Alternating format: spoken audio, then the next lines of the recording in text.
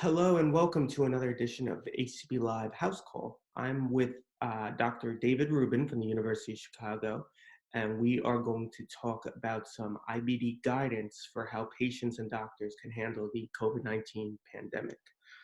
So, Dr. Rubin, while the guidelines call for those testing positive to halt immunosuppressants, since there's so many people who seem to be asymptomatic to the virus, what do you recommend for someone who may be asymptomatic to COVID-19?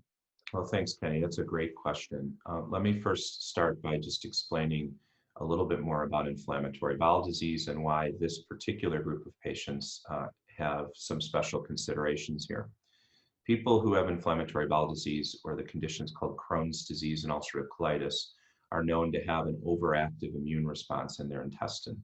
That's what gives them symptoms, and when it's not controlled, that's what causes complications from those conditions.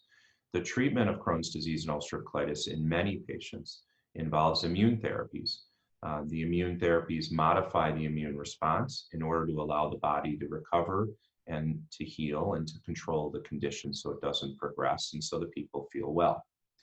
The challenge with an infection, any infection, when you're on an immune modifying therapy is trying to understand whether the treatment you're on that's controlling your Crohn's or colitis will blunt your ability to respond to an infection so that you can clear that infection properly.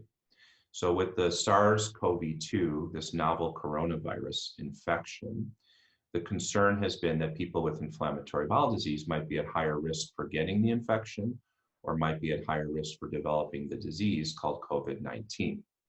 So far, with an international registry collecting data from all over the world from our patients who have IBD and who develop COVID-19, it's not clear that people with IBD are at increased risk for infection, no different than the general population risk of being exposed to people. That might be because the treatments we use for Crohn's disease and colitis blunt an overactive immune response, and that overactive immune response is also what's happening in the lungs when people get COVID-19 and get sick. Now, in direct response to your question, in the absence of good evidence right now, and based on what we do for other infections in Crohn's and colitis, if a patient develops symptoms and has a positive test for the virus, or even without testing, they are strongly suspected of having it, we've recommended they hold their therapy for the next couple of weeks until the disease runs its course, and then they can be restarted on treatment safely. Your question about asymptomatic inflammatory bowel patients who test positive for the virus is a very good question. It is actually something that's going to start happening the more we have testing available. If we're testing lots of people, maybe because they work in an environment where they may have been exposed, or they have a known exposure from a positive family member or close friend, then we're going to have some people who are testing positive for the virus, but don't yet have COVID-19 and may never get it or never have it in a symptomatic or dangerous way.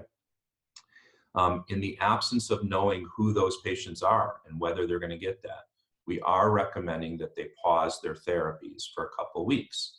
We don't know that that's the best approach yet, but we do think it's prudent based on what we know in general. The practical reality of this is that if you stop someone's maintenance therapy for their Crohn's or colitis, will their bowel relapse? Will they end up sick from their IBD? Most of the time, if someone's in stable remission, being off therapy for a couple weeks isn't going to result in much of a change. The other thing to keep in mind, and this is a bit of a challenge, even though we may stop these therapies for a couple weeks in somebody who tests positive, or God forbid, someone who's sick with COVID-19, the reality is that the drug has a half-life, meaning how long it stays in the body, that's long enough that it's going to stick around for a while. So you're going to have some tail of the therapy still in your body that will cover you, but not the full dose. So maybe that's enough to find that balance between getting sick or having a flare of your IBD. This is why we needed to have some experts get together, and the International Organization for the Study of IBD developed these consensus statements to try and give people guidance right now. Okay.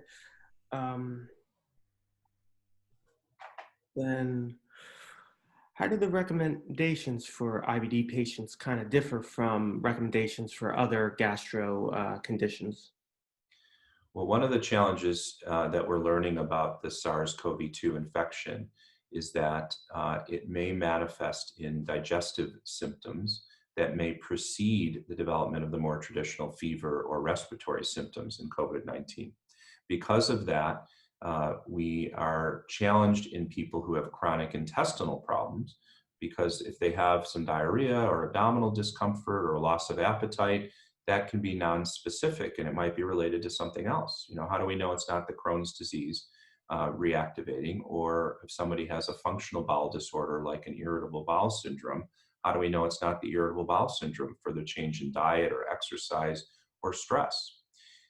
It's a challenge. And obviously, if it's related to stress and it's not related to an infection, then we want to, of course, support the patient and treat them symptomatically. But if it's related to reactivation of Crohn's or colitis, we need to figure out that that's happening and then figure out how to treat it. We also aren't sure yet if those symptoms might be driven by the infection from the virus.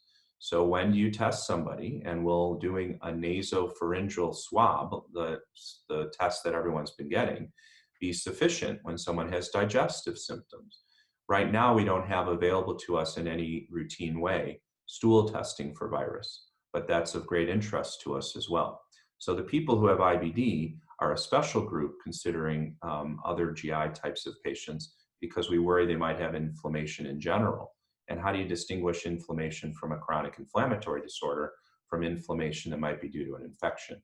This is when you have to be working with someone who knows you and knows your disease. And also when patients need to tell us, this is exactly like my flare of my colitis, as opposed to this is something completely different for me, where our suspicions will be raised.